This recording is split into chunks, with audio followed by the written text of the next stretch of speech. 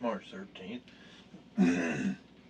We're anchored in the Mississippi River, almost directly west of the lower Lake Pontchartrain. We left. Lean over here. I'm dog tired. I mean, We're it's all been tired. been a long day.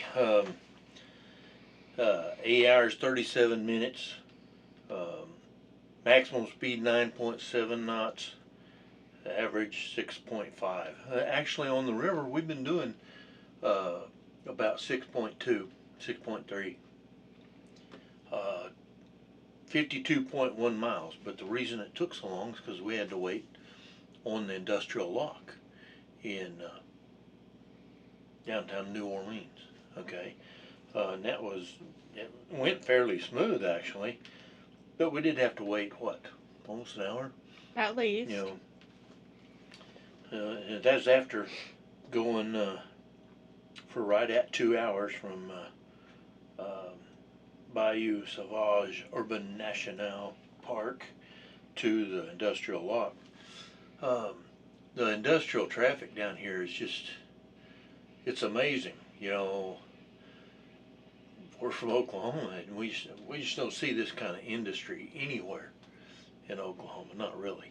I mean, and you know, we're way inland, way up the river, and there's big ships passing us all the time.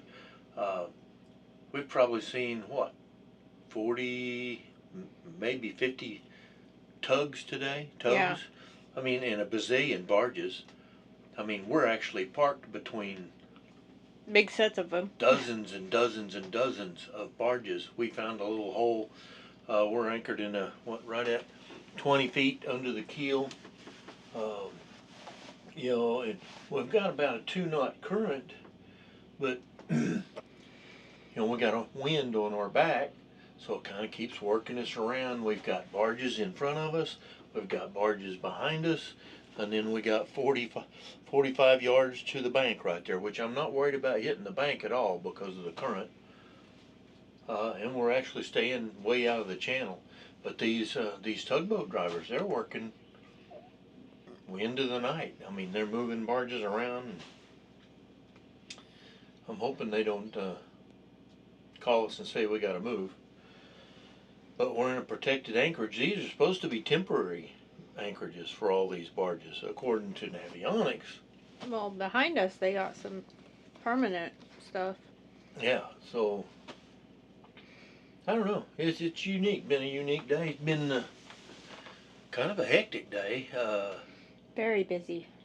You know, just there's 1,000 things to think about, and you know, take your worst day on a CB radio with a bunch of truckers, okay? I'm talking 20, 30 truckers, okay? That's nothing compared to these tugboat guys, okay? And half of them are Cajun, half of them are just, they sound like truckers, okay? Passing on one whistle, passing on the two, you know, see you on the ones, you know, just, and then one will be backing up to get out of the way of the other, and then got a big ship's got to come through, and I guess they seem to have the right of way. The big ships just split the middle. The barges just start scattering because they don't even slow down, you know. And we've passed probably what? Maybe close to 100 ships. Well, just parked. We passed 6 this morning just getting in. Yeah, we thought, man, that's a whole lot. And then we get over here and they're everywhere. They're being loaded. Some of them are just sitting still. We saw 6 big ships anchored, waiting for whatever. Yeah, just right back here. So, yeah, you don't really know what all's going on. But, you know, we're going to have to stand watch tonight to make sure everything holds. I'm not sure what else we can do. You know, I don't want to travel at night on Mississippi. Logs are everywhere, and I mean, we're talking big logs, not the 10-tom logs. These are Mississippi logs. Okay, the Tin Tom, even in the flood stage, it just wasn't bad. I mean, there was still debris and all that, but we see, you know, 2 foot diameter logs here, 25, 30 feet long, and that'll mess a boat up in a hurry, and you got to dodge all those. And now we got our AIS all working, which is great because you're constantly identifying which boats are moving, which boats are sitting still. I'm so glad we got that installed before we came over here. I'd be a nervous wreck not knowing what's going on. They out would have there. done chased us off. Yeah, yeah, basically so. The guy at the lock would have told us to turn around. Yeah, turn around and go home. And this morning that was actually an option. Just go up the Tin Tom where it's easy. But then we wouldn't have our Mississippi River adventure kind of deal. And we'd have to go twice the distance.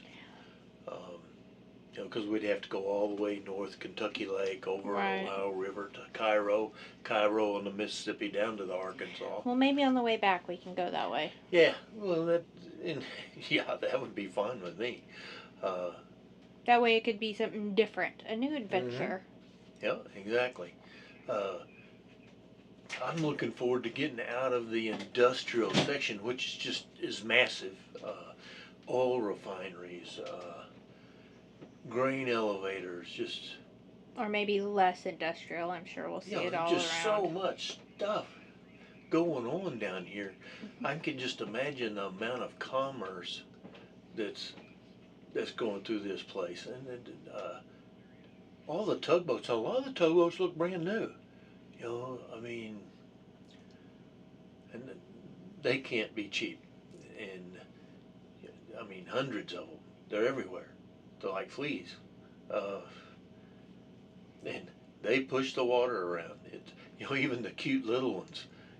And there's some of them remind me of Luigi on the little forklift guy on the Cars cartoon. But they're bad ankles, man. They're out there. They're little bitty. They're a tenth the size of these other tugs, but are moving stuff around, doing their thing. It's just kind of cute. I know they'd hate that if they heard me call them cute. Might get excommunicated from the river. But can you imagine being doing this back in the 1800s, the Tom Sawyer and Huck Finn days, Because the river, it's not dammed up, okay? It's the same river, okay? The river boats came up and down through here. Our depth sounder hasn't went off since we left the lock, okay? Which George generally drives us nuts. But we've been in 85 to 135 foot water ever since we left downtown New Orleans. Right out here it's 95 feet. That's pretty deep water, especially when you're from Oklahoma. Okay, well, yeah, we're going to have to run shifts tonight, and I don't think we're going to move.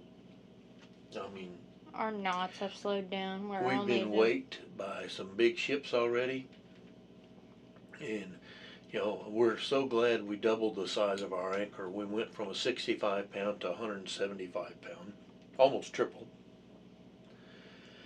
and that thing sticks like glue.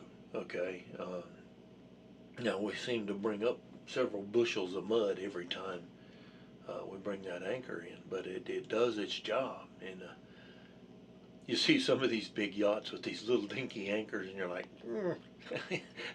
I don't want to do that. And it's not like we don't have a windlass that'll handle it. I mean, this thing has got a regular ship windlass on the front. I mean, it's stout.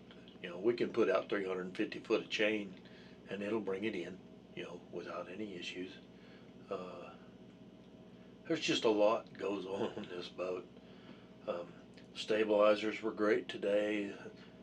Generators, they start perfectly every time. We're still, tinkering with the nav system. The autopilot works good, if you can find the right track and everything in there. I will be And, messing with that in a little bit. yeah, well, yeah, it's not a big deal. I mean, the curves on this river are much larger than the curves on the Tin Tom. The Tin Tom, I mean, you're constantly just turning, turning, turning, turning. You know, this one you turn, you go 3 or 4 miles, turn, go 3 or 4 miles, turn back, go 3 or 4 miles. You know, um, it's not a challenge. I can sit here with my fancy remote control and just, you know, I don't have to stand there at the helm. Now, when we kick it out of autopilot, when like we're getting in the backwash, prop wash of the big tugs or something like that, I'm in the helm and you'll kind of fight it around.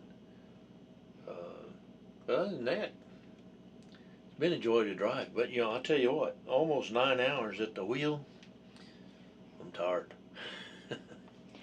So on that, we'll tell them good night and see them tomorrow. All right, we're good to go.